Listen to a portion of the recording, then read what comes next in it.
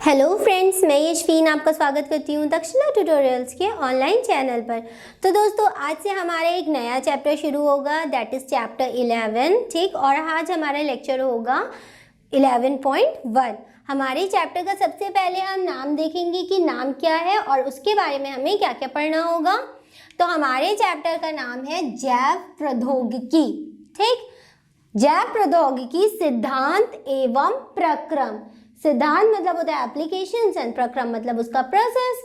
अब सबसे पहले हमें ये पढ़ना होगा कि बायोटेक्नोलॉजी या जैव प्रौद्योगिकी होती क्या। अब इसका इंग्लिश में नाम है बायोटेक्नोलॉजी। ठीक, मतलब जैव प्रौद्योगिकी मतलब क्या है, बायोटेक्नोलॉजी, इसके प्रिंसिपल्स एंड प्रोसेस। जो हमारे चैप्टर का नाम है ये हमसे क्या कहता है। सबसे पहले जैव प्रौद्योगिकी। जैव प्रौद्योगिकी मतलब होता क्या है, इसमें क्या पढ़ना है, और इसी के बारे में हम सबसे पहले इसके सिद्धांत पढ़ेंगे जैव प्रौद्योगिकी के, और फिर उसके बाद इसका प्रक्रम मतलब इसका प्रोसेस पढ़ेंगे। मतलब इस पूरे चैप्टर में 11th चैप्टर में हमें सिर्फ बायोटेक्नोलॉजी के बारे में पढ़ना है। बायोटेक्नोलॉजी के पहले हम सिद्धांत पढ़ेंगे, फिर उसके बाद इसकी प्रोसेस पढ़ेंगे। पहले हम इसकी प्रोसेस या इसका प्रक्रम नहीं पढ़ सकते जब तक हमें इसके सिद्धांत ना पता हो। इसके सिद्धांत पता होने के बाद ही हम सुगमता से ईजिली क्या करेंगे, इसकी प्रोसेसेस पढ़ सकते हैं। क्योंकि इस चैप्टर में बहुत खतरनाक नाम आने वाले हैं, लेकिन कोई डरने की बात नहीं है। आप एक बार, दो बार, तीन बार उसे रीड करोगे तो आराम से आपको भी उसके नाम याद हो जाएंगे। ठीक, तो दोस्तों सबसे पहले अपना चैप्टर शुरू करते हैं और इसमें हमें क्या पढ़ना है, बायोटेक्नोलॉजी के बारे में पढ़ना है। और सबसे पहले हम इनके सिद्धांतों को उठाएंगे, इनके सिद्धांतों को पढ़ेंगे कि बायोटेक्नोलॉजी की प्रोसेस करना ज़रूरी होता है। प्रोसेस तो मेन होती है इसकी, लेकिन उस प्रोसेस को किस प्रकार से किया जाता है, उसमें कौन कौन सी चीज़ें यूज होती हैं, ठीक, उसको हम सबसे पहले देखेंगे। तो अब हम अपना चैप्टर शुरू करते हैं। आधुनिक वैज्ञानिकों ने संकरण द्वारा नहीं वरन जीवों में आनुवांशिक पदार्थ डीएनए में जीनी हेरफेर करके सूक्ष्म जीवों, पादपों तथा जंतुओं की मानव के लिए अधिक उपयोगी नस्ल की उत्पत्ति की विधियों का आविष्कार करके नए युग का शुभारंभ किया है। अब इसका मतलब क्या है, आधुनिक वैज्ञानिकों ने मतलब आज के वैज्ञानिकों ने, पुराने वाले वैज्ञानिक नहीं, वो भी बहुत ही अच्छे थे, जैसे कि मेंडल, उन्होंने संकरण के नियम दिए थे। ठीक, संकरण द्वारा नहीं। तो जो आधुनिक वैज्ञानिक थे उन्होंने संकरण द्वारा नहीं किया, मेंडल से रिलेट करते थे, मेंडल को अपनाते थे, मेंडल के नियम को अपनाते थे, जो हमने आपको प्रीवियस चैप्टर्स में बताया है। चैप्टर 5 में उसके बारे में बताया था, वंशागति के सिद्धांत में। तो उन्होंने संकरण द्वारा नई नस्लों को नहीं पैदा किया, उन्होंने क्या किया, जो आनुवांशिक पदार्थ था डीएनए, जो कि हमने आपको चैप्टर 6 में पढ़ाया था, मॉलिक्यूलर बेसिस ऑफ इनहेरिटेंस में। डीएनए के बारे में हमने आपको सब कुछ बता दिया था ना, डीएनए क्या होता है, उसके अंदर जो जीन होते हैं, ठीक, जीन जो होते हैं वही मेन होते हैं हमारे लक्षणों के लिए। हमारा लक्षण कैसा होगा, क्या होगा, इसके लिए कौन जिम्मेदार होते हैं, हमारे अंदर मिलने वाले जीन। और जीन कहाँ मिलते हैं दोस्तों, डीएनए में मिलते हैं। इतनी बात तो सबको पता है ना। एक बार और बता देते हैं हम, ये हो गई हमारी एनिमल सेल मतलब जंतु कोशिका जो हमारे अंदर मिलती है। इसके अंदर ये जो गोल गोल है ये क्या होता है दोस्तों, केंद्रक होता है। ठीक, केंद्रक मतलब न्यूक्लियस होता है। इस केंद्रक के अंदर हमें देखने को क्या मिलता है, डीएनए। डीएनए का फुल फॉर्म क्या होता है, deoxy ribo nucleic acid. Deoxy क्यों, क्योंकि इसमें एक ऑक्सीजन की कमी होती है। राइबो मतलब क्या, राइबो मतलब होता है राइबो शुगर का ये बना होता है, और न्यूक्लिक एसिड इसलिए because it is found in a nucleus. ये कहाँ हमें देखने को मिलता है, न्यूक्लियस के अंदर, इसलिए इसे न्यूक्लिक एसिड कहते हैं, क्योंकि ये कहाँ मिलता है, केंद्रक के अंदर मिलता है। केंद्रक के अंदर क्या था, डीएनए, और डीएनए पर यहाँ पर होते हैं जीन। ठीक दोस्तों, क्या होते हैं, जीन। और जीन ही क्या काम करते हैं, हमारे लक्षणों के लिए जिम्मेदार होते हैं। हमारे लक्षण कैसे होंगे, हमारी हाइट कम होगी, हमारी हाइट ज़्यादा होगी, हम दुबले होंगे, हम मोटे होंगे, हम कैसे होंगे, ये डिपेंड करता है, ये जिम्मेदार करता है जीन के ऊपर। ठीक, तो जो आधुनिक वैज्ञानिक थे, बहुत एडवांस्ड वैज्ञानिक जैसे आज के वैज्ञानिक, तो इन्होंने क्या किया, संकरण तो ठीक है, संकरण नहीं लिया, डीएनए को लिया और डीएनए के अंदर जो जीन होते हैं उनमें हेर फेर बदल कर दी। मतलब उन जीनों को हटा दिया जो कि कोई बेकार कैरेक्टर ले रहे थे, ठीक, उन जीनों को हटा के अलग से नए जीन डाल दिए, वो जीन डाल दिए, उन जीनों को डाल दिया जो कि अच्छे लक्षण प्रकट करते थे, और इसी की हेर फेर बदल, अब जीन अच्छे होंगे तो लक्षण भी अच्छे होंगे, जीन खराब होंगे तो लक्षण भी खराब होंगे। मेंडल क्या काम करते थे दोस्तों, इनके बीच संकरण करवाते थे, मतलब एक पौधा अलग लिया और एक पौधा अलग लिया, उनके बीच में संकरण करा दिया। जब संकरण कराने के बाद क्या हुआ, एक नई नस्ल उत्पन्न हुई थी ना, जब हमने 5th चैप्टर आपको पढ़ाया था। लेकिन अब जो एडवांस तकनीकें आ गई हैं, काफी अच्छी टेक्नोलॉजीज आ गई हैं, उनके तहत हमने संकरण नहीं करवाया, उनके तहत हमने क्या किया, जो जीन खराब लक्षणों के लिए जिम्मेदार थे उनको हटा दिया और उन जीनों को इंट्रोड्यूस कर दिया या इंसर्ट कर दिया या ली आए जो कि जीन बहुत अच्छे लक्षण प्रकट कर रहे थे, जिसकी वजह से एक शुद्ध, एक अच्छी नस्ल का पौधा या कोई जंतु उत्पन्न हुआ।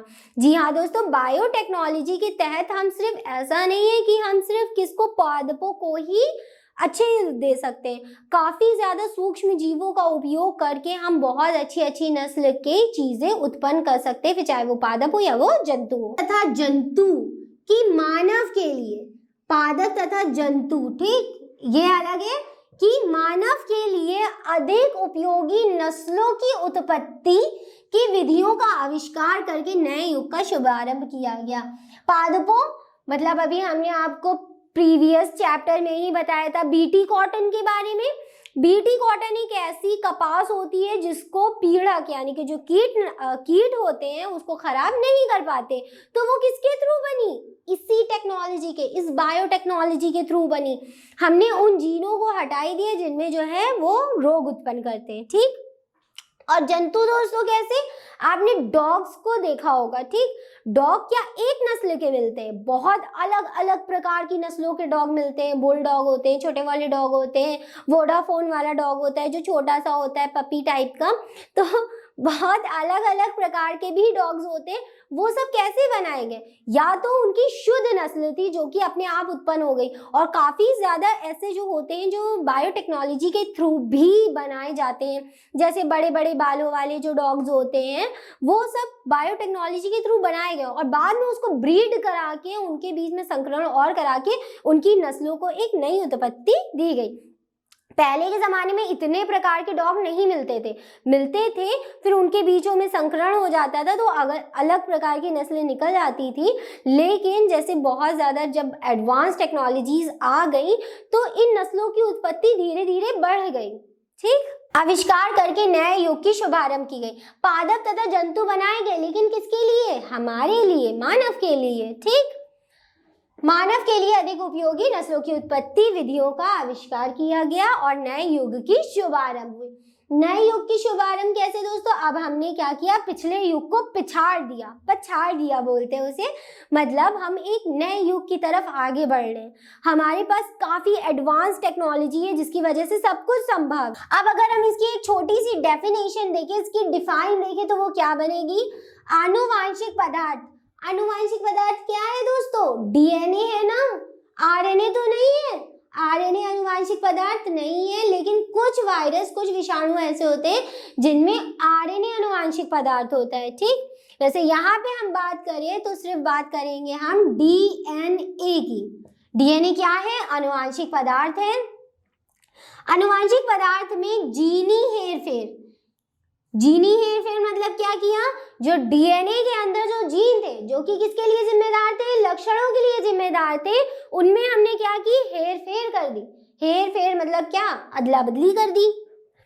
करने की प्रक्रिया को, मतलब यही हेरफेर बदल करने की प्रक्रिया को जीनी या आनुवांशिक अभियांत्रिकी, it's also known as genetic engineering, English में उसको बोलते हैं जेनेटिक इंजीनियरिंग। जेनेटिक मतलब आनुवांशिक, अभियांत्रिकी मतलब इंजीनियरिंग, ठीक। आनुवांशिक अभियांत्रिकी कहते हैं।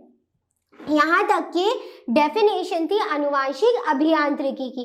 अब अगर हम डेफिनेशन आपसे पूछे कि आनुवांशिक अभियांत्रिकी क्या होती है, तो आप क्या कहेंगे? आनुवांशिक पदार्थ लाइक डीएनए में जीनी हेर फेर करने की प्रक्रिया को क्या कहते हैं? आनुवांशिक अभियांत्रिकी। फिर आगे बढ़ते हैं, संपूर्ण जीवों का। अब यहाँ पे एक डेफिनेशन और है जो कि है बायोटेक्नोलॉजी की या जैव प्रौद्योगिकी की, जो हमारा मेन है। ठीक, जैव प्रौद्योगिकी, इसी का हमें सिद्धांत पढ़ना है और इसी का हमें प्रक्रम पढ़ना है। तो जैव प्रौद्योगिकी एक छोटी सी सिंपल लैंग्वेज में क्या होती है, ये है उसकी डेफिनेशन। पूर्ण जीवों, अधिकतर सूक्ष्म जीव। सूक्ष्म जीव के बारे में हम आपको बता चुके हैं। सूक्ष्म जीव वो होते हैं जो हमें अपनी आंखों से नहीं देखने को मिलते, इसीलिए उन्हें सूक्ष्म मतलब छोटा, और जीव क्योंकि वो एक जीव है। ठीक, वो भी एक लिविंग थिंग है, इसलिए उन्हें जीव कहते हैं। और सूक्ष्म जीव क्योंकि हम उन्हें अपनी नेकेड आईज से नहीं देख सकते हैं। उनको देखने के लिए, मतलब सूक्ष्म जीवों को देखने के लिए हम माइक्रोस्कोप का यूज करते हैं, वो आपको कॉलेज की लैब्स में मिल जाएगी। पूर्ण जीवों या जीवों द्वारा उत्पन्न पदार्थों या जैव प्रक्रिया के औद्योगिक स्तर पर उपयोग को क्या कहते हैं? जैव प्रौद्योगिकी। संपूर्ण जीव या जीवों द्वारा उत्पन्न पदार्थों, हमने जीवों द्वारा उत्पन्न पदार्थ, जैसे कि हमने बीटी बताया था, अब हम बीटी बता चुके हैं, बीटी कॉटन, बैसिलस थ्योरेंजेनेसिस बैक्टीरिया के बारे में। बैक्टीरिया क्या था? एक सूक्ष्म जीव था। ठीक, उसके द्वारा हमने क्या बनाया? बीटी कॉटन बनाई, तो वो एक पदार्थ बन गया। बीटी एक बार और बता देते हैं, बैसिलस थ्योरेंजिएंसिस की मदद से हमने क्या बनाया? BT cotton. उत्पन्न पदार्थ क्या था हमारा? BT cotton. या जैव प्रक्रिया के औद्योगिक स्तर पर। अब देखिए, उसको हम औद्योगिक स्तर पर यूज करने लगे। औद्योगिक स्तर मतलब उससे पैसा कमाने लगे, उसको और ज्यादा एडवांस कर दे, बाहर के मतलब और ज्यादा कामों में लेने लगे। औद्योगिक स्तर पर उपयोग को जैव प्रौद्योगिकी कहते हैं। मान लीजिए बीटी कॉटन का, बैसिलस थ्योरेंजिएंसिस बैक्टीरिया का हमने बना के फॉर्मूला रख लिया। ठीक, उसका एक फॉर्मूला बनाया, उसका दूसरा फॉर्मूला, बहुत सारे फॉर्मूले बना लिए और उनको क्या किया? औद्योगिक स्तर पर बेचना शुरू कर दिया। वो हर खेती बाड़ी करने वाले फार्मर के पास जाएगा, वो उससे क्या करेगा? अपना खेती करेगा। फिर अब यहाँ तक क्या जो हमने बता दिया जैव प्रौद्योगिकी क्या होती है। इसके बाद बात आती है जैव प्रौद्योगिकी के सिद्धांत, द प्रिंसिपल ऑफ बायोटेक्नोलॉजी, जो कि हमारा क्या है? पहला वाला।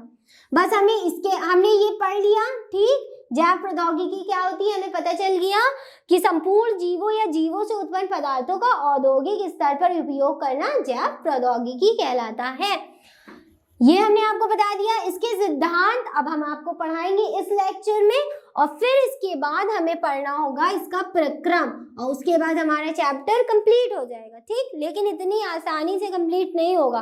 अब ये धीरे धीरे इसका लेवल बढ़ता जाएगा और ये जो चैप्टर है वो टफ होता जाएगा। जैव प्रौद्योगिकी के सिद्धांत। अब हमें क्या पढ़ना है? बायोटेक्नोलॉजी के प्रिंसिपल्स पढ़ना है, सिद्धांत। यहाँ निम्नलिखित होते हैं, 2 प्रकार के होते हैं ये। पहला होता है आनुवांशिक या जीनी अभियांत्रिकी, it's also known as, English में बोलते हैं इसको जेनेटिक इंजीनियरिंग, और दूसरा होता है रासायनिक अभियांत्रिकी, जिसको केमिकल इंजीनियरिंग बोलते हैं। ठीक दोस्तों, अभी हम केमिकल इंजीनियरिंग के बारे में नहीं पढ़ेंगे, मतलब लास्ट में पढ़ेंगे, ऐसा नहीं है कि इसको छोड़ देंगे। सबसे पहले हम पढ़ेंगे आनुवांशिक अभियांत्रिकी या जीनी अभियांत्रिकी के बारे में, क्योंकि ये सबसे ज्यादा इंपॉर्टेंट है।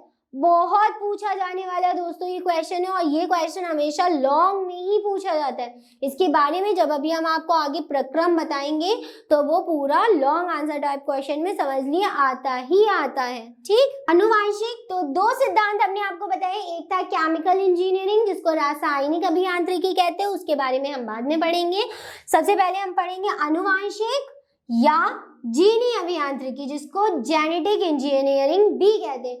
तो चलिए दोस्तों बढ़ते हैं अपने नेक्स्ट टॉपिक की तरफ, जो कि है आनुवांशिक अभियांत्रिकी, also known as genetic engineering. दोस्तों अब हम पढ़ने जा रहे हैं जेनेटिक इंजीनियरिंग के बारे में, जिसको हिंदी में क्या कहते हैं, आनुवांशिक या जीनी अभियांत्रिकी।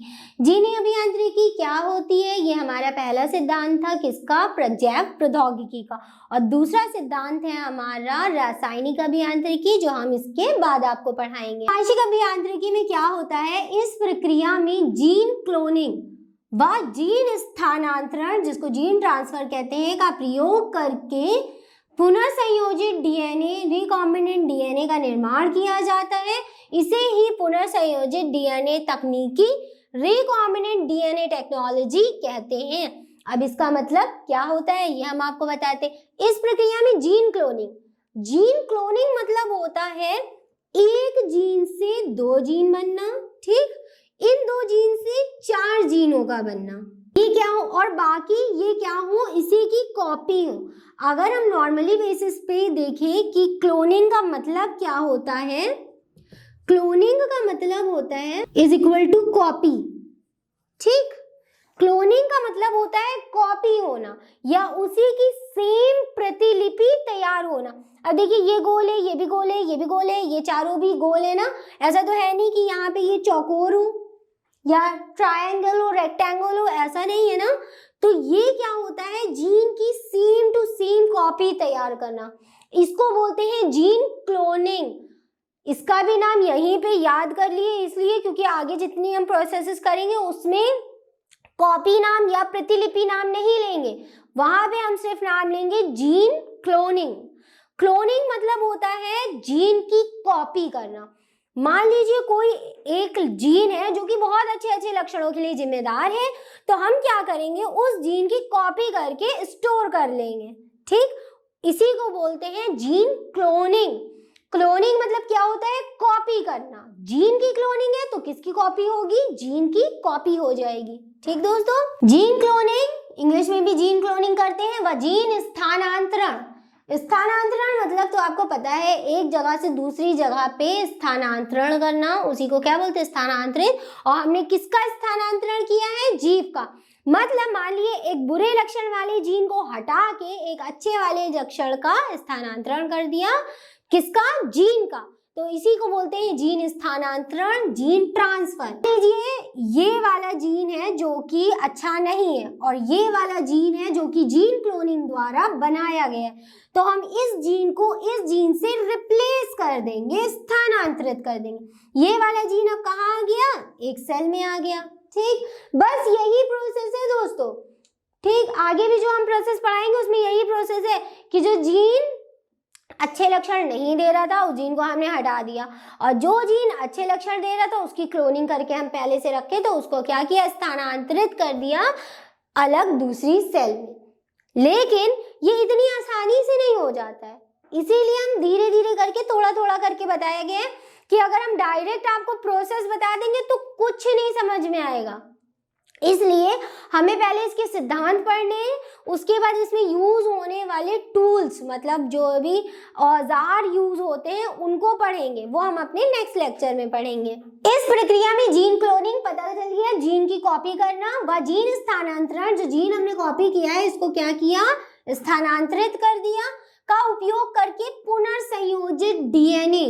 अब ये पुनर्संयोजित डीएनए क्या है, अब देखिए जो हमने कॉपी किए थे वो अच्छा जीन था और हमने दूसरे जीन को हटाया, तो ये जो एक नई सेल बनी, एक नया डीएनए बना, ये डीएनए होगा rDNA, it's also known as recombinant DNA, और हिंदी में इसको बोलते हैं पुनर्संयोजित डीएनए। हिंदी में अगर इसका नाम देखें तो इसके नाम से ही समझ में आ रहा है, पुनर् मतलब फिर से, संयोजित मतलब होता है बना हुआ या बनाया गया, ठीक। तो पुनर्संयोजित डीएनए क्या डीएनए होता है, वह डीएनए जो कि पुनर्निर्मित हो, दोबारा बनाया गया हो, किसके द्वारा, हमारे द्वारा, मनुष्य के द्वारा, ठीक। कोई जीन था जिसके लक्षण अच्छे नहीं थे, उसको हमने रिप्लेस कर दिया किसी और जीन से, तो जो डीएनए बना, नए जीन वाला जो डीएनए बना दोस्तों, वही डीएनए क्या कहलाता है, रिकॉम्बिनेंट डीएनए।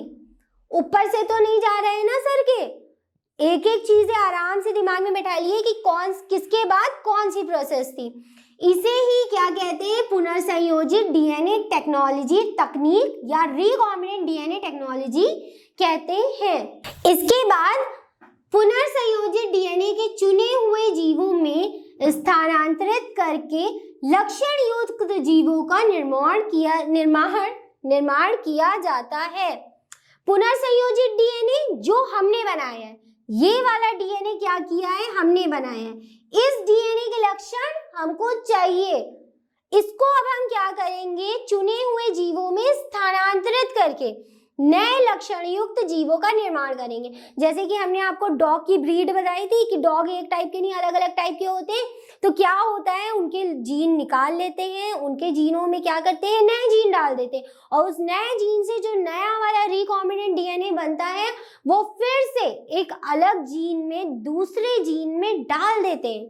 ठीक, दूसरे जीव में डालने के बाद अब जैसा जीन होगा वैसा ही तो लक्षण देगा ना। अच्छा जीन हमने डाला तो कैसा लक्षण देगा, अच्छा ही लक्षण देगा। करके नए लक्षण युक्त अब क्या होंगे, लक्षण नए हो जाएंगे, क्योंकि हमने क्या किया है, डीएनए बदल दिया है।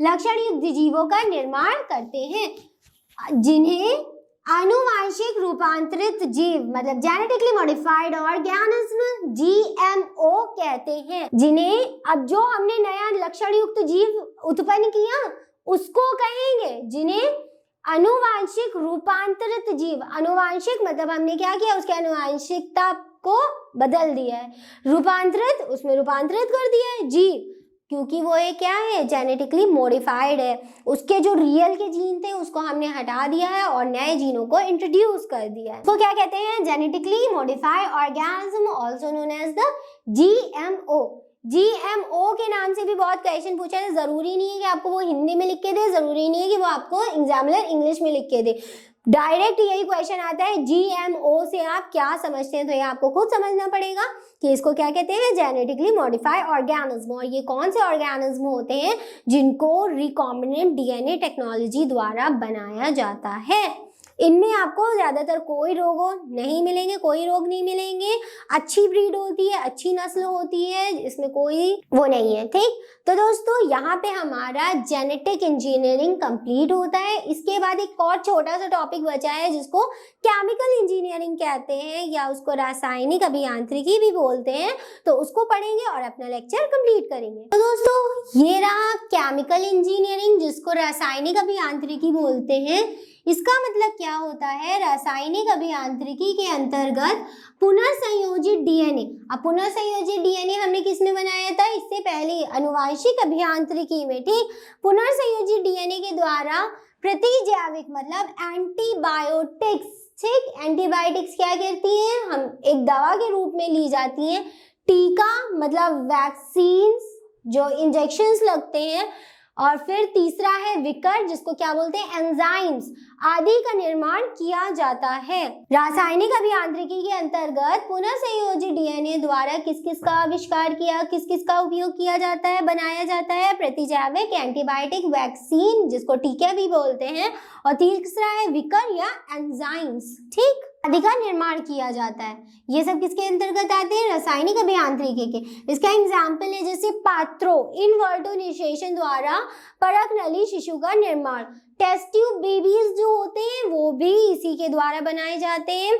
और यहाँ पे जो पात्रो या इनविट्रो निषेचन लिखा है, इसको इंग्लिश में बोलते हैं इनविट्रो फर्टिलाइजेशन। इनविट्रो फर्टिलाइजेशन, इसमें क्या होता है, जो निषेचन की प्रक्रिया होती है, जो एक नर का स्पर्म और एक मादा का अंडा एग दोनों का निषेचन किया जाता है, वो बाहर किया जाता है।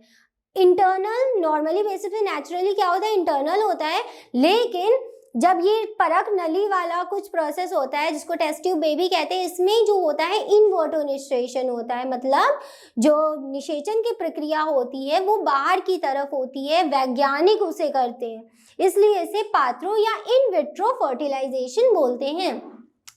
तो सबसे पहले एग्जाम्पल क्या था, पात्रो या इनवर्टो फर्टिलाइजेशन द्वारा परक नली टेस्ट ट्यूब बेबी का निर्माण, जीन का संश्लेषण, काफी सारे जीन बनाए जाते हैं और उनका उपयोग, डीएनए टीके का निर्माण या दो दोषयुक्त जीन का सुधार, कोई अगर दोषयुक्त जीन है जो कि किसी डिसऑर्डर या किसी बीमारी के लिए जिम्मेदार है तो उसको हटा के उसका सुधार करना, ठीक। ये सभी जैव प्रौद्योगिकी के ही भाग हैं। तो चाहे आप जेनेटिक इंजीनियरिंग ले लिए या केमिकल इंजीनियरिंग ले लिए, ये सब क्या है, उसी के ही भाग है। तो दोस्तों यहाँ पे हमारे लेक्चर कंप्लीट होता है। इस लेक्चर से रिलेटेड सारे नोट्स आपको नीचे डिस्क्रिप्शन बॉक्स में मिल जाएंगे। फिर भी अगर आपकी कोई डाउट है तो आप हमें इजीली कांटेक्ट करके उसे क्लियर कर सकते हैं। आज के लिए बस इतना ही, मिलते हैं अपनी नेक्स्ट क्लास में। Thank you.